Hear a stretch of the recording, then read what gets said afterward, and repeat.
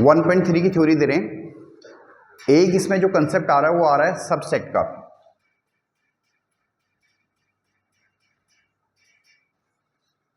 ठीक है, तो सबसेट हम किसको बोलते हैं? देखो, जैसे मानिए ए कोई सेट है, एक एग्जांपल से बताता हूं आपको पहले।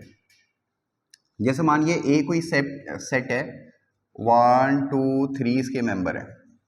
ठीक है, बी कोई सेट है, उसके मेंबर मान लिए 1 2 है। गॉट इट ना? ठीक है, अगर इसका हर मेंबर इसका मेंबर है, अगर इसका हर मेंबर इसका मेंबर है, तो हम बोलते हैं B is the subset of,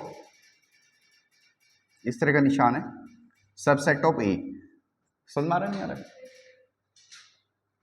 ठीक है, यानी if every element of B also belong to A, then B is the subset of A। आया समझ में नहीं आया? ठीक है, इस डेफिनेशन से हर सेट अपना सबसेट भी होता है। समझ में आया? डेफिनेशन है, डेफिनेशन क्या है कि अगर किसी सेट के हर मेंबर दूसरे सेट का भी मेंबर हो जाए, तो फिर हम उसको बोलते हैं कि वो उस सेट का सबसेट है। आया सर में? जैसे ये करंट एग्जांपल में बताया आपको, तो बी हमारा सबसेट हो गया ए का। आया सर में? नहीं आया? ठीक है, तो अगर हम ए की बात करें, एक और ए को लिख लेते तो 1 2 3, तो यहां भी देखो हर जो एलिमेंट है, जो इधर वाला ए है वो इसका भी है। इसका मतलब हर सेट जो है अपने आप का क्या होता है? सबसेट होता है।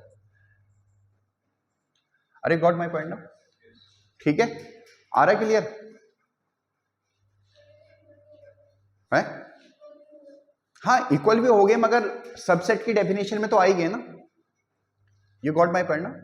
तो दो सेट को जब हम इक्वल करते हैं ना, तो उसकी डेफिनेशन भी यही होती है।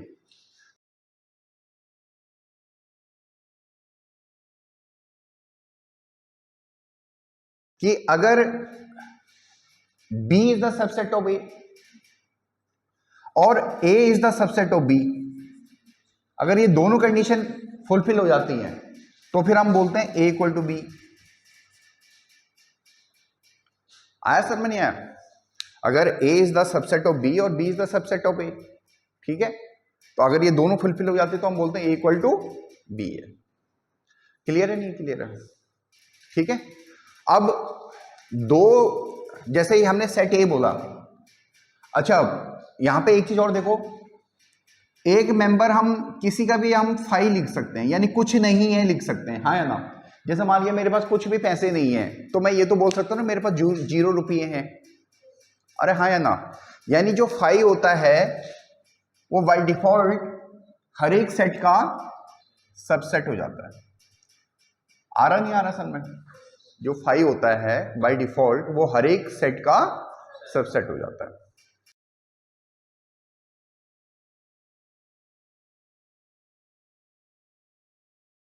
समझ में आ रहा नहीं आ रहा है? फाई मतलब क्या है? कुछ नहीं है।